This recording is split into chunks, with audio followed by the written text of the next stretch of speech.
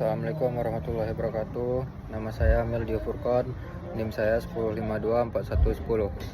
Di sini saya akan mempresentasikan tentang studi kasus keamanan sistem operasi Windows, WannaCry ransomware. Latar belakang konteks dari ransomware WannaCry.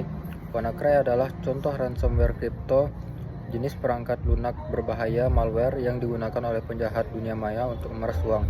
Ransomware melakukan hal ini dengan mengenkripsikan file-file berharga sehingga Anda tidak dapat membacanya, atau dengan mengunci Anda dari komputer sehingga Anda tidak dapat menggunakannya, disebut crypto ransomware. Jenis ransomware yang mengunci komputer Anda disebut locker ransomware. Seperti jenis crypto ransomware lainnya, WannaCry menyandra data Anda dan menjanjikan akan mengembalikannya jika Anda membayar tebusan. WannaCry menargetkan komputer yang menggunakan Microsoft Windows sebagai sistem operasinya. Virus ini mengenkripsikan data dan meminta tebusan dalam mata uang kripto Bitcoin untuk mengembalikannya. Dampak dari ransomware WannaCry. Serangan ransomware WannaCry menyerang sekitar 230.000 komputer di seluruh dunia. Salah satu perusahaan pertama yang terdampak adalah perusahaan seluler Spanyol, Telefónica. Hingga 12 Mei, ribuan rumah sakit dan klinik NHS di seluruh Inggris terdampak. Sepertiga rumah sakit NHS terdampak serangan tersebut. Ambulan dilaporkan dialihkan rutenya, membuat orang-orang yang membutuhkan perawatan darurat menjadi sangat membutuhkan. Diperkirakan kerugian NHS mencapai 92 euro juta setelah 19.000 janji temu dibatalkan akibat serangan tersebut. Seiring penyebaran ransomware ke luar Eropa, sistem komputer di 150 negara lumpuh. Serangan ransomware WannaCry berdampak finansial yang substansial di seluruh dunia. Memperkirakan kejahatan cyber ini menyebabkan kerugian sebesar 4 miliar dolar di seluruh dunia. Kronologi dan insiden. Bagaimana serangan itu bisa terjadi? Yang pertama, celah di Windows.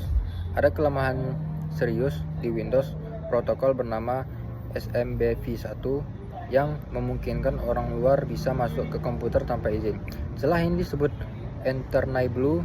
EtherNightBlue ini awalnya adalah alat peretasan buatan NSA, Dinas Intelijen Amerika, tapi dibocorkan ke publik oleh kelompok hacker bernama Shadow Brokers pada April 2017.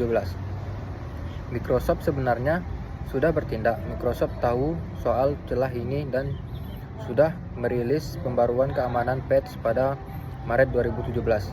Tapi banyak komputer di dunia tidak diupdate, terutama di perusahaan atau lembaga yang sistemnya sudah tua atau legacy system.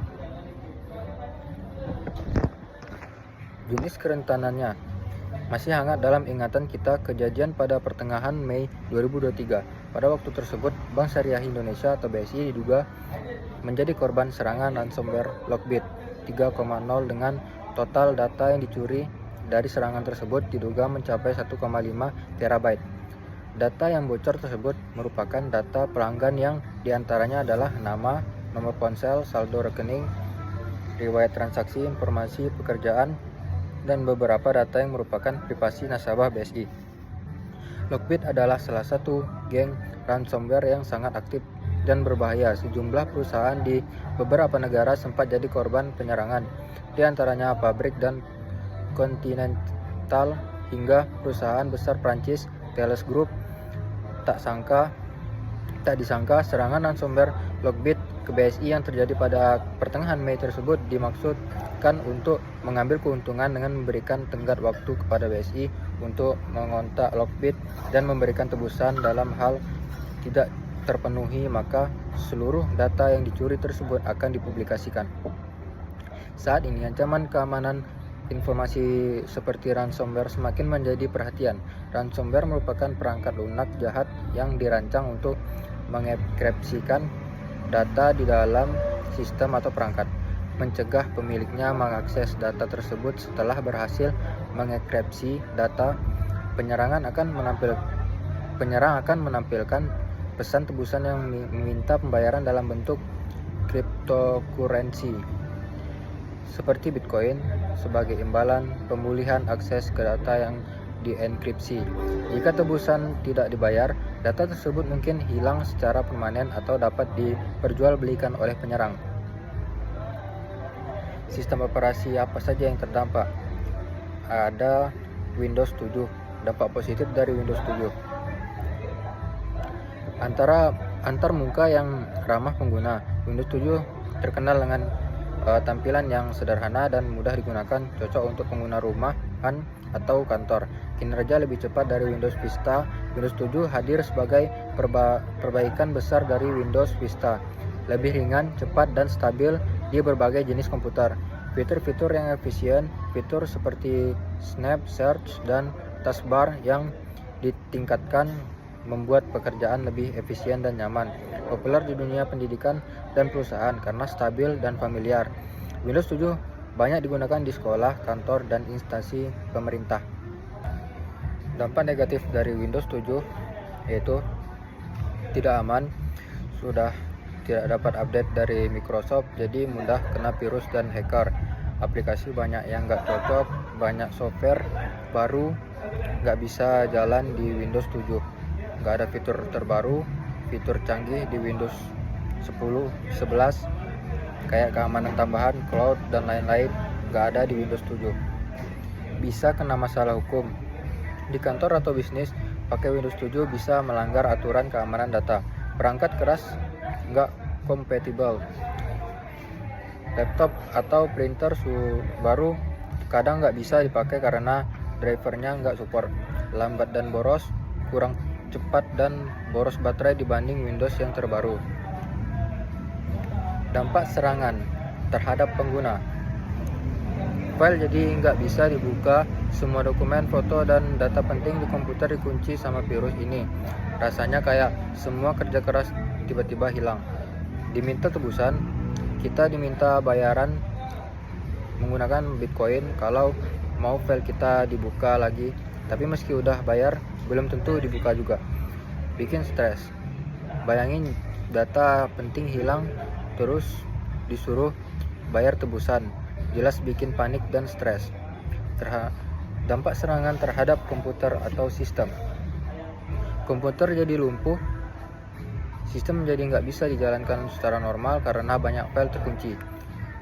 Menyebar cepat, WannaCry bisa menyebar ke komputer lain dalam jaringan, bahkan tanpa harus dibuka dulu. Cukup satu komputer kena, yang lain bisa bisa terkena juga.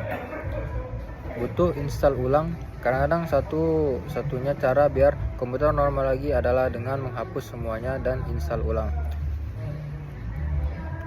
Terhadap organisasi, pekerjaan terhenti, banyak kantor, rumah sakit, dan perusahaan nggak bisa kerja karena komputer mereka terkunci.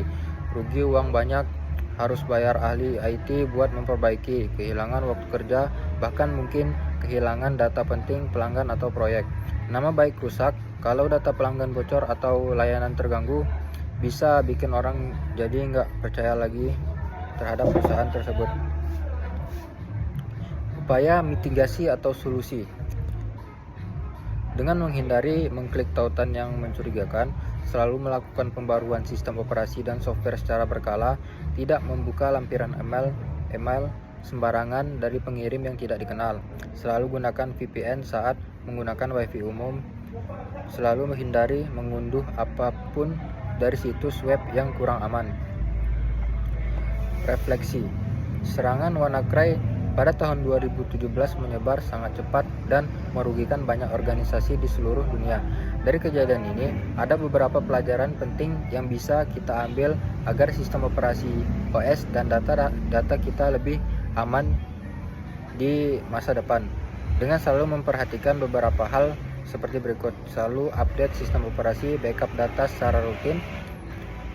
Jangan sembarangan membuka file dan klik link. Perhatikan pengaturan jaringan dan firewall. Gunakan antivirus yang selalu terupdate. Edukasi semua pengguna. Mungkin hanya ini yang dapat saya sampaikan. Sekian dari presentasi saya. Assalamualaikum warahmatullahi wabarakatuh.